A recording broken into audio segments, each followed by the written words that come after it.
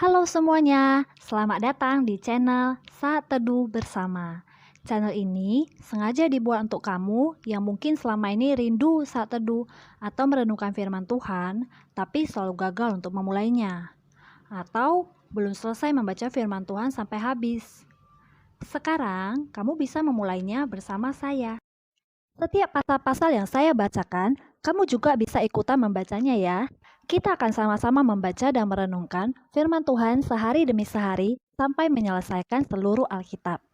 Tidak lupa juga, saya ingatkan, jika kamu ingin saat teduh bersama setiap harinya, kamu bisa tekan tombol subscribe di bawah ini, dan kamu juga bisa sharekan video ini ke teman-teman kamu, supaya mereka diberkati.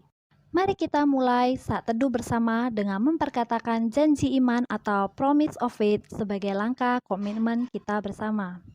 Kita baca bersama-sama ya. Dimulai dari versi bahasa Inggrisnya. Kamu sudah siap? Kita mulai. I love my Bible. I read it every day. I meditate it. I just do it. I finish it and repeat it. Saya cinta Alkitab. Saya membacanya setiap hari. Saya merenungkannya. Saya melakukannya. Saya menyelesaikan dan mengulanginya. Mari kita berdoa. Tuhan Yesus, terima kasih untuk hari yang baru yang Kau berikan. Sebentar kami mau merenungkan firman-Mu, urapi kami ya Tuhan, di dalam nama Tuhan Yesus. Amin. Markus pasal 4, perumpamaan tentang seorang penabur. Pada suatu kali, Yesus mulai pula mengajar di tepi danau, maka datanglah orang banyak yang sangat besar jumlahnya mengerumuni dia, sehingga ia naik ke sebuah perahu yang sedang berlabuh lalu duduk di situ. Sedangkan semua orang banyak itu didarat di tepi danau itu. Dan ia mengajarkan banyak hal dalam perumpamaan kepada mereka. Dalam ajarannya itu ia berkata kepada mereka, "Dengarlah, adalah seorang penabur keluar untuk menabur. Pada waktu ia menabur, sebagian benih itu jatuh di pinggir jalan, lalu datanglah burung dan memakannya sampai habis. Sebagian jatuh di tanah yang berbatu-batu yang tidak banyak tanahnya, lalu benih itu pun segera tumbuh karena tanahnya tipis. Tetapi sesudah matahari terbit, layulah ia dan makin kering karena tidak berakar. Sebagian lagi jatuh di tengah semak duri, lalu makin besarlah semak itu dan menghimpitnya sampai mati, sehingga ia tidak berbuah.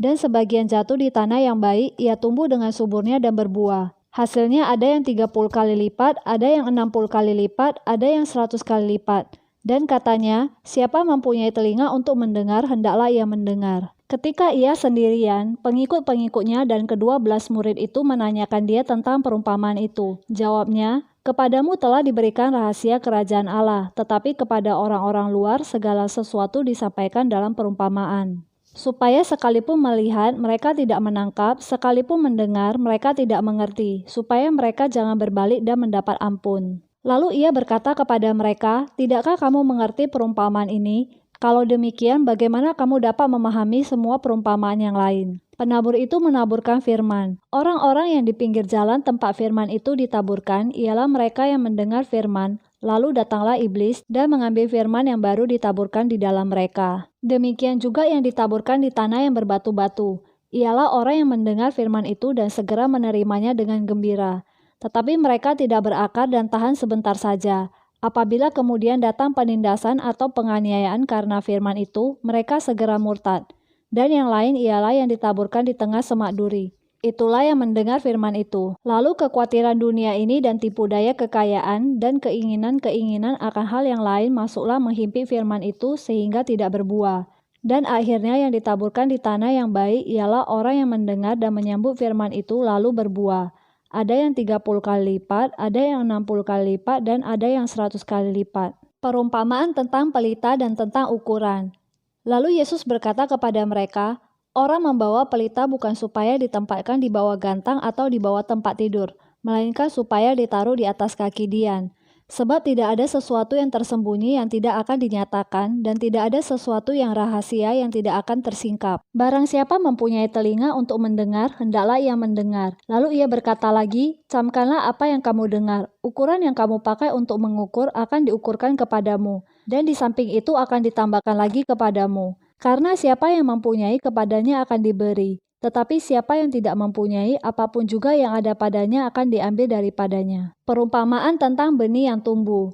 Lalu kata Yesus, beginilah hal kerajaan Allah itu, seumpama orang yang menabur benih di tanah. Lalu pada malam hari ia tidur dan pada siang hari ia bangun dan benih itu mengeluarkan tunas dan tunas itu makin tinggi.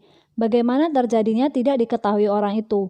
Bumi dengan sendirinya mengeluarkan buah, mula-mula tangkainya, lalu bulirnya, kemudian butir-butir yang penuh isinya dalam bulir itu. Apabila buah itu sudah cukup masak, orang itu segera menyabit, sebab musim menuai sudah tiba. Perumpamaan tentang biji sesawi.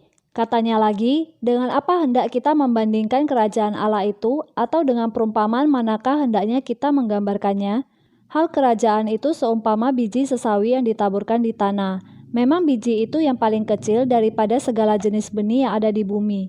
Tetapi apabila ia ditaburkan, ia tumbuh dan menjadi lebih besar daripada segala sayuran yang lain dan mengeluarkan cabang-cabang yang besar, sehingga burung-burung di udara dapat bersarang dalam naungannya. Dalam banyak perumpamaan yang semacam itu, ia memberitakan firman kepada mereka sesuai dengan pengertian mereka.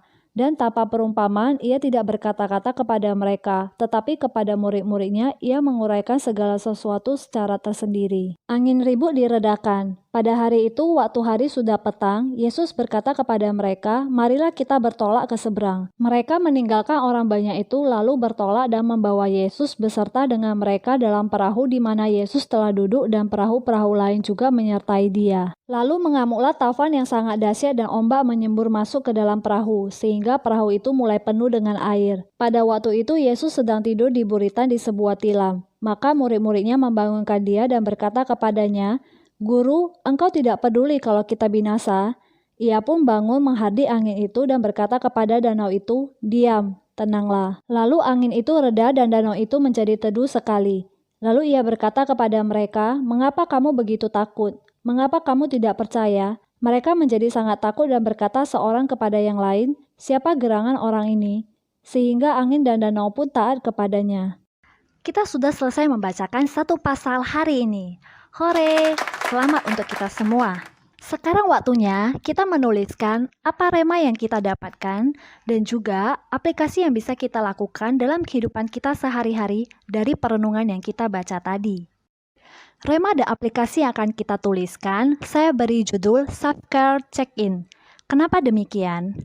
Karena saya mau setelah kita membaca dan merenungkan firman Tuhan, kita secara pribadi dan dalam keadaan sadar, kita menuliskan hasil dari perenungan firman Tuhan yang kita dapatkan di buku atau di dalam catatan pribadi kita masing-masing. Ini bukan sekedar mencatat loh ya, ingat janji iman kita di awal tadi. Setelah membaca dan merenungkan, kita mau melakukan firman Tuhan. Apa itu rema? Rema itu adalah perkataan Tuhan secara spesifik kepada orang tertentu dengan kebutuhan tertentu. Biasanya mengambil ayat tertentu.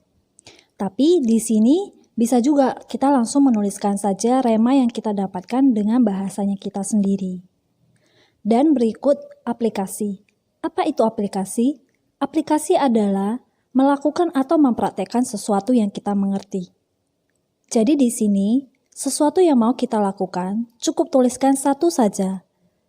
Kalau bisa sejelas atau sedetail mungkin, apa yang mau kita lakukan atau kita ubah dari rema yang kita dapat. Rema yang saya dapatkan dari Markus pasal keempat ada di ayat ke-31, benih yang ditabur. Kita ini seperti benih yang ditabur. Benih itu harus mau mati terhadap diri sendiri dan terhadap keinginan daging kita. Aplikasi yang akan saya lakukan adalah, saya mau minta Tuhan memberikan saya hati yang rela mati untuk diri sendiri dan hidup bagi Tuhan. Apa nih rema dan aplikasi yang kamu dapatkan? Rema dan aplikasi dari kamu bisa tuliskan di dalam kolom komentar di bawah ini ya, agar saya dan teman-teman yang lain bisa diberkati. Mari kita akhiri pembacaan firman Tuhan hari ini dengan doa. Mari kita bersatu di dalam doa. Tuhan Yesus, kami sangat diberkati dengan firman-Mu hari ini. Benar Tuhan, firman-Mu lah terang bagi jalan-jalan kami. Tuntun kami sepanjang hari ini ya Bapa. Di dalam nama Tuhan Yesus, amin. Terima kasih. Sampai ketemu lagi. God bless.